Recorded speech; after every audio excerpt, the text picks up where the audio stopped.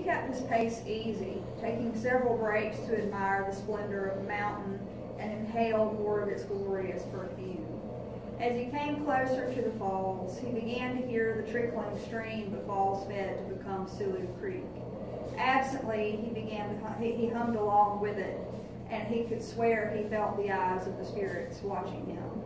He knew they were proud of him for taking this step, and whispered a chant to thank them for their guidance. So happily engaged, he rounded the final bend before he realized how far he'd advanced along the trail. His breath caught in his throat at the side of the falls. They were a natural display of fresh shimmering water that tumbled over rock and moss, flanked by mountain laurel, thriving vines, and sweet shrub.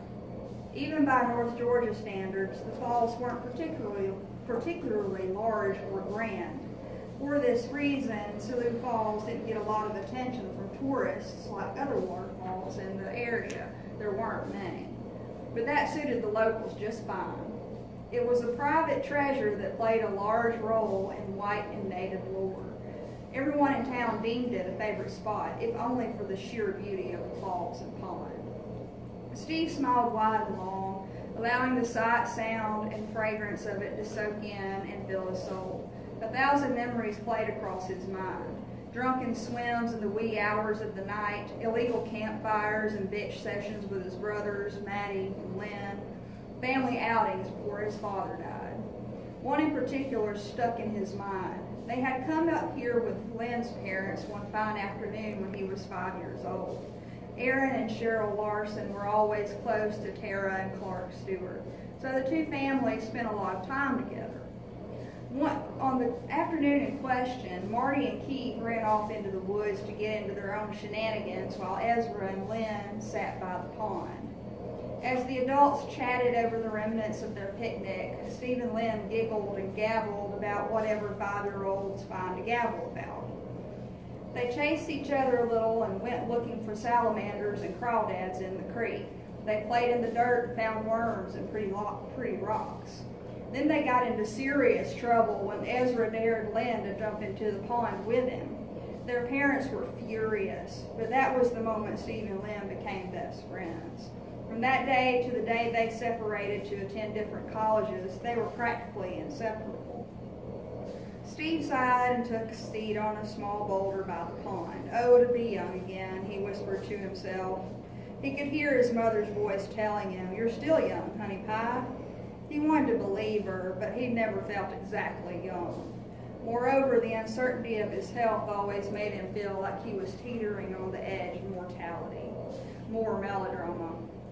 He shook his head to clear the morbid thoughts from his mind. He grabbed his memo pad from his back pocket and dug into his pack for his lunch.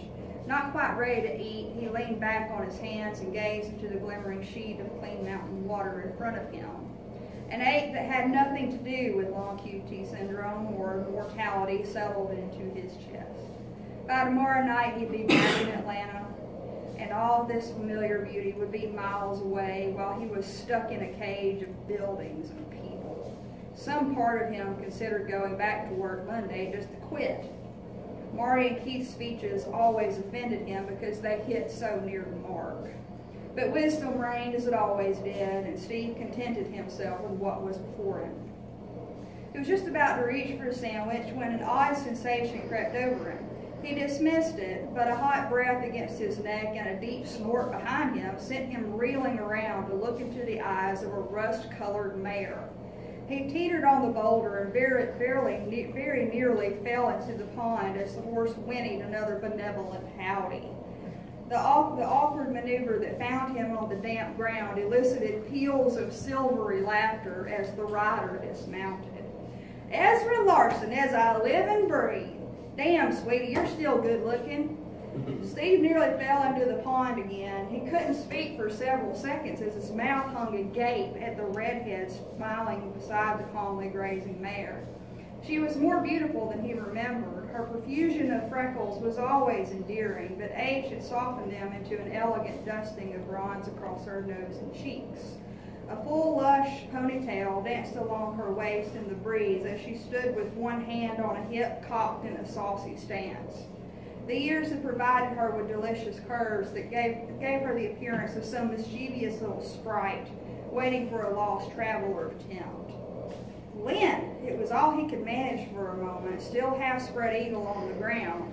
What? How? I wish you could see your face, Ezra, she laughed. I knew this would be fun, but that shit right there is priceless. Steve scrambled awkwardly to his feet, unable to wrap his head around the fact that Lynn Stewart was standing in front of him at Sioux Falls. Lynn, I can't, but then her words replayed in his mind. Wait, you knew this would be fun? Lynn bent her lips and brows into a guilty expression that did nothing to conceal her amusement beneath. Busted.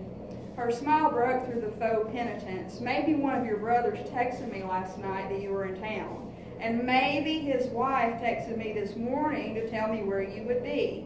And frankly, Ezra, I didn't believe her, but here you are. Several odd moments from last night suddenly made sense. Maddie's sly chuckle, Marty's warning look at Keith.